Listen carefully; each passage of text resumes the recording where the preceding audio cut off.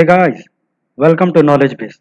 इस वीडियो में मैं आपके साथ डिस्कस करूंगा और हम ये देखने और समझने की कोशिश करेंगे कि कैसे जो है एक देश में एक पार्टी जो बहुत ही प्रचलित है और लोगों के बीच में बहुत ही पॉपुलर है, जिसने एक फ्रीडम स्ट्रगल को लीड किया, वो समय के हिसाब से कैसे जो है वो अनकॉन्स्टिट्यूशनल होती जाती है।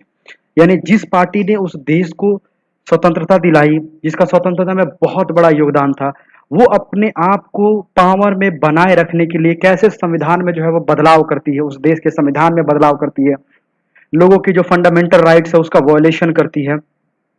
तो हम इस वीडियो में यही सब जानने की कोशिश करेंगे। So before we begin, please subscribe the channel and press the bell icon so when we upload a video you will get a notification. देखिए, हम यहाँ पे बेसिकली जरा आप ये इमेज अगर आप देख रहे हैं तो यहाँ पे आपको देखने को मिलेगा कि कैसे जो है लोगों के बीच में एक पार्टिकुलरली जो प्रेसिडेंट है उनको लेके लोगों के बीच में आप देख सकते हैं चारों तरफ कितना क्रेज है। यहाँ पे लोग जो हैं एक पार्टी को ये पोस्टर में दिखाने की कोशिश कर रहे हैं कि वो जो है फोर्सफुली नहीं आए हैं, बल्कि ये लोगों की चॉइस है। यहाँ पे इन सारी इमेज में आप देख रहे हैं कि एक पार्टी कि पार्टिकुलर पार्टी का इतनी पॉपुलर होने के बावजूद भी जो है वो अपने आप को बचाने के लिए, सत्ता में बरकरार रखने के लिए वो कैसे अनकॉन्स्टिट्यूशनल एक्टिविटियां करती हैं और कैसे वो कॉन्स्टिट्यूशन में बड़े बड़े बदलाव करती हैं। तो देखिए, ये पूरा जो केस है ये बेसिकली जिम्बाब्वे का केस है, ठीक है ना। हम यहाँ पे देखेंगे कि एक पार्टी जो बहुत ही पॉपुलर है वो कैसे जो है वो ऑटोक्रेटिक में बदल जाती है। ऑटोक्रेटिक सिस्टम जो होता है जिसमें सरकार का जो है अपनी जनता के प्रति कोई जिम्मेवारी नहीं होती, उसकी कोई अकाउंटेबिलिटी नहीं होती है, वो कोई ज़्यादा जिम्मेवार नहीं रहती है, तो उन वैसी सरकारों को हम लोग ऑटोक्रेटिक गवर्नमेंट कहते हैं। आप कह सकते हो वो जो राजशाही वाला जो सिस्टम था ना, जहाँ पे राजा जो है वो किसी को खास अकाउंटेबल नहीं हुआ करता था, तो वैसे सिस्टम को लोग हम लोग ऑटोक्रेटिक सिस्टम कहते हैं। देखिए, 1980s में जो है ना वो जिम्बाब्वे को इंडिपेंडेंस मिलता है। जिम्बाब्वे जो है बेसिकली एक समय तक जो है वो ब्रिटिश कॉलोनी रह चुका है और इसका पहले जो है रोडेशिया के नाम से ये पहले फेमस हुआ करता था। पहले जिम्बाब्वे का नाम जो है वो रोडेशिया हुआ करता था बिफोर द 1980s, ठीक है ना। तो 1980s की टाइमिंग में जो है जिम्बाब्वे को इंडिपेंडेंस मिलता है। इंडिपेंडेंस में एक बहुत ही अहम भूमिका निभाती है एक पार्टी जिसको हम लोग कहते हैं African national union front party, जिसको हम लोग शॉर्ट फॉर्म में GANUFPF के नाम से भी जानते हैं। ये पार्टी जो है बेसिकली वहाँ की जो फ्रीडम स्ट्रगल है, जो फ्रीडम मूवमेंट है, उसको क्या करती है, लीड करती है और जिम्बाब्वे को जो है वो इंडिपेंडेंस गेन करने में बहुत मदद करती है। इस पार्टी के जो हेड लीडर थे रॉबर्ट मुगाबे, ये शख्स जो है उस पूरे फ्रीडम स्ट्रगल को जो है वो लीड करता है। 1980s में जब ये इंडिपेंडेंस गेन करती है, ठीक है ना, उस समय से लेके 2006 तक जो रॉबर्ट मुगाबे है, ये भाई साहब जो है वो सत्ता में, पावर में जो है अपने आप को मेंटेन करके रखते हैं। अब देखिए, सवाल उठता है कि ये कैसे मेंटेन करके रखते हैं, क्योंकि इतने लंबे समय तक एक डेमोक्रेटिक कंट्री में जो है आप अपने आप को मेंटेन नहीं रख सकते हो। कहीं ना कहीं आपकी कोई ना कोई खामियां होती है जो लोगों को पसंद नहीं आएगी, या फिर आपने कुछ ऐसा काम कर दिया है जो लोगों के हित में नहीं हो, तो आप सरकार से बाहर निकाले दिए जा सकते हो। लेकिन यहाँ पे इतने लंबे समय तक 1980 से लेकर 2006 तक एक पार्टी का, एक पर्सन का जो है वो सत्ता में बने रहना, ये कोई आम बात नहीं है। इसके लिए जो है वो बेसिकली 6 तरीकों का इस्तेमाल करते हैं।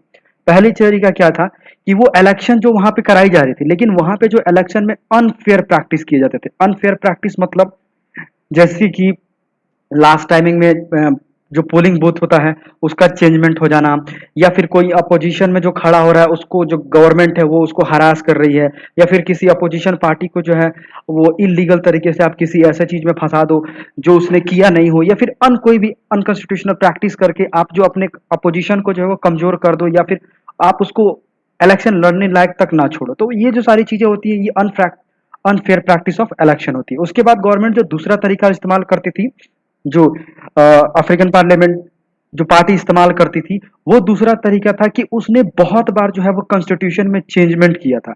इस चेंजमेंट के थ्रू दो काम होते थे। पहली तो वो जो है वो पावर जो है इंक्रीज कर देती थी प्रेसिडेंट की, ठीक है ना, और दूसरा काम कि प्रेसिडेंट को जो है वो लेस अकाउंटेबल बना देती थी।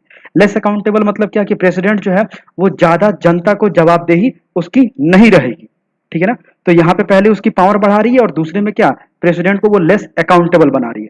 तीसरा तरीका जो वो इस्तेमाल करते थे वो क्या कि अपोजिशन पार्टी के जितने भी लोग होते थे या उनके जितने भी वर्कर्स होते थे, उनको जो है रूलिंग पार्टी बेसिकली उनकी जो पार्टी वर्कर्स थे उनको वो हैरास करती थी, उनकी मीटिंग जो है उनको क्या कर देती, डिस्टर्ब कर देती थी। ये रूलिंग पार्टी करती थी। ठीक है।